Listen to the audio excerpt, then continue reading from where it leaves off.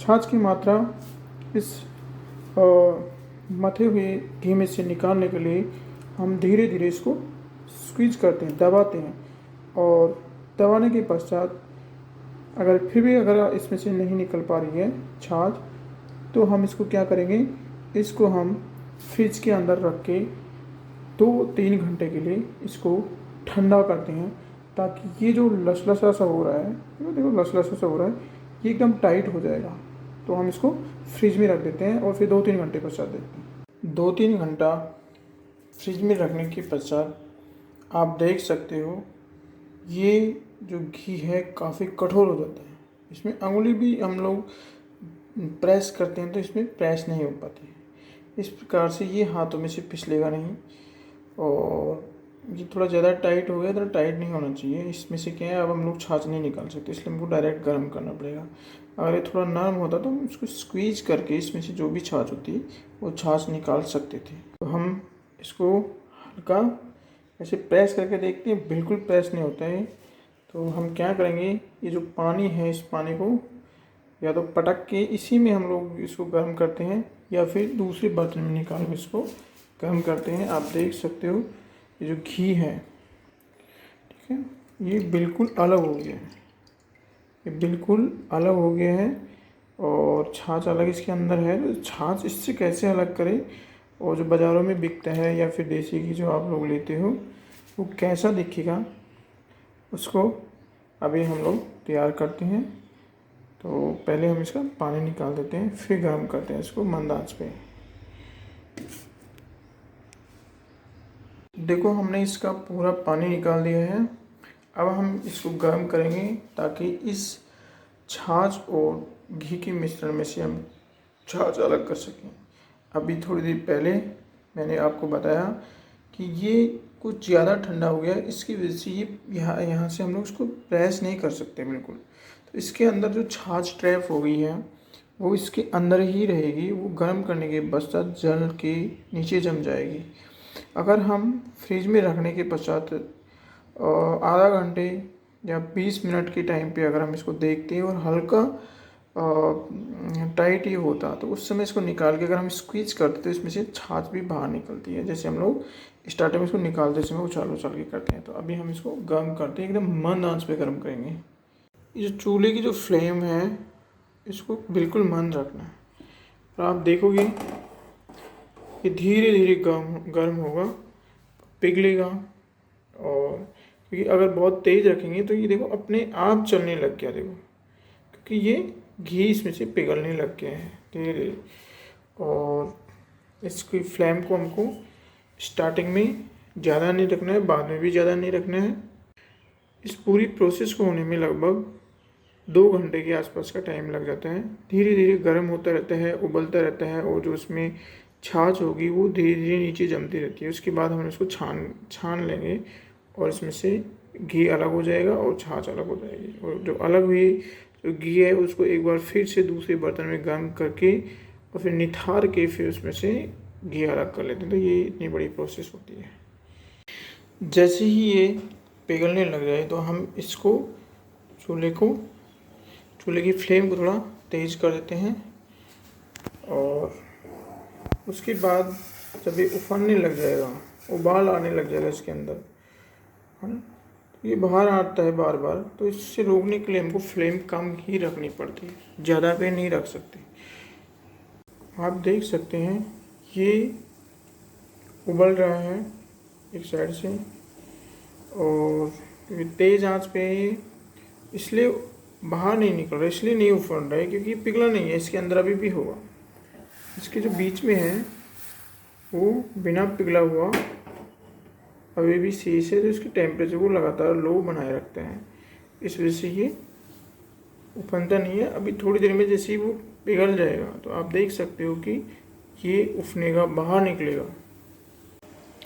आप देख सकते हो, देखो ये जो गर्म करने का जो बर्तन है धीरे धीरे भर रहा है और ये ऊपर आता जा रहा है ना, और ये ऊपर आता जाएगा और बाहर निकल सकता है। इसलिए हम लोग क्या करेंगे, और इसको मंद आंच पे उबालेंगे। और जो मंद आंच पे उबला हुआ घी है उसका जो टेस्ट होता है वो बहुत ही लाजवाब होता है। तो हम इसको कम करते हैं, एकदम फ्लेम को एकदम हमने कम कर दिया और मंद आंच पे ये उबलेगा। हम इसको लगभग 1 से 1.5 घंटे के लिए इस पर छोड़ देते हैं, उबलने देते हैं इसको। आप देख सकते हैं कि धीरे धीरे घी में से छाछ अलग होने लगती है, छटने लगते हैं। और हम इसको जब तक ये क्लियर दिखने नहीं लग जाता है हमको कि घी अलग और छाछ अलग हो गए, तब तक इसको उबालते रहते हैं। मंद आंच पे उबलता है। देखो आंच बिल्कुल मंद है, तेज आंच पे नहीं उबालना है। अगर तेज आंच पे आप उबालोगे तो छाछ जल जाएगी, घी काला पड़ जाएगा, उसमें दुर्गंध आने लग जाती है जो कि जले हुए की स्मेल आती है। अगर मंद आंच पे उबालोगे तो बहुत ही अच्छी खुशबू आती है अंदर। देखो कुछ समय पश्चात हम देखते हैं तो इस प्रकार का ये हो जाता है। अभी थोड़ा और टाइम लगेगा, फिर इसको हम लोग निथार के छान लेंगे। आप इसको टेढ़ा करके देखोगे तो आप पाओगे कि इसमें जो छाछ थी वो जम गई। देखो वो जमी हुई है छाछ, इसमें छाछ जम जाती है। ये धीरे धीरे इसको टाइम लगता है। अगर आप बहुत ज़्यादा फ्लेम पे इसको गर्म करोगे तो छाछ जल जाएगी, जमेगी नहीं। ठीक है, तो ये ध्यान रखना है हमको, छाछ को जमाना है गर्म करके, ना कि जलाना है। जमने पे घी के अंदर बहुत अच्छी खुशबू आएगी और जलने के बाद में बहुत जले हुए की स्मेल आएगी और घी काला हो जाएगा। तो उससे बचने के लिए हमको इसको मंद फ्लेम पे ही गर्म करना पड़ता है।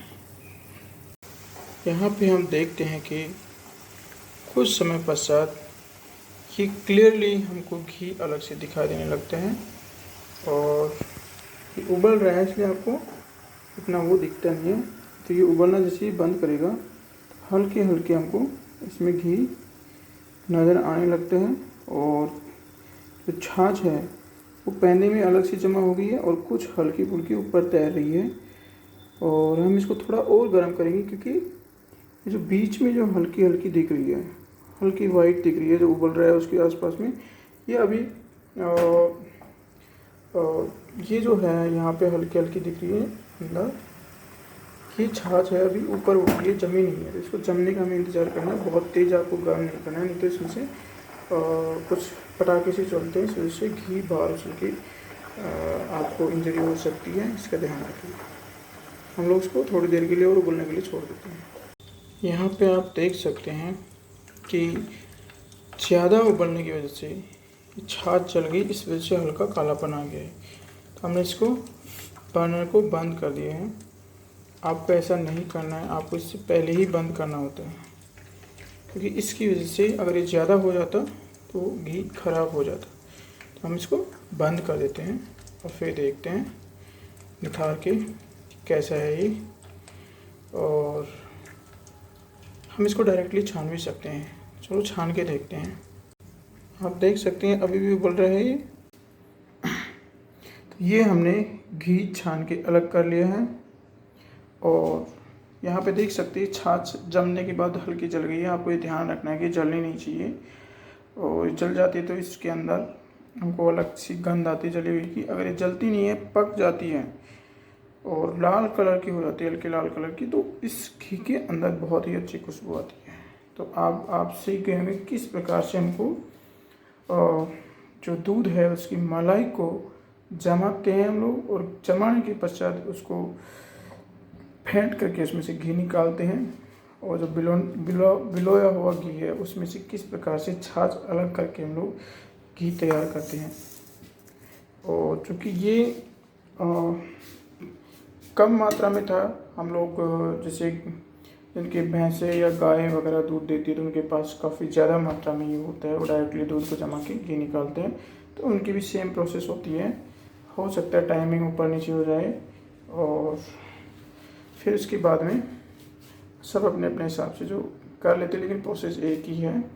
यहाँ पे आप देख रहे हो ये कुछ थोड़ा हल्का वाइट कलर का दिख रहा है, तो ये भी क्या है, छाछ है। तो इसको हटाने के लिए हम लोग इसको एक बार फिर गर्म कर सकते हैं अलग से। चलो गर्म करते हैं इसको। ध्यान रखना है कि हमको फ्लेम कम ही रखनी है, ज़्यादा रखोगे ये जल जाती है इसके अंदर छाछ, तो स्मेल आने लगती है। तो इसको हम लोग उबलने देते हैं थोड़ी देर के लिए। यहाँ पे आप देख सकते हैं कि ये धीरे धीरे उबलने की ओर जा रहा है प्रोसेस, और जो छाछ है वो अभी भी झागों के रूप में आ रही है।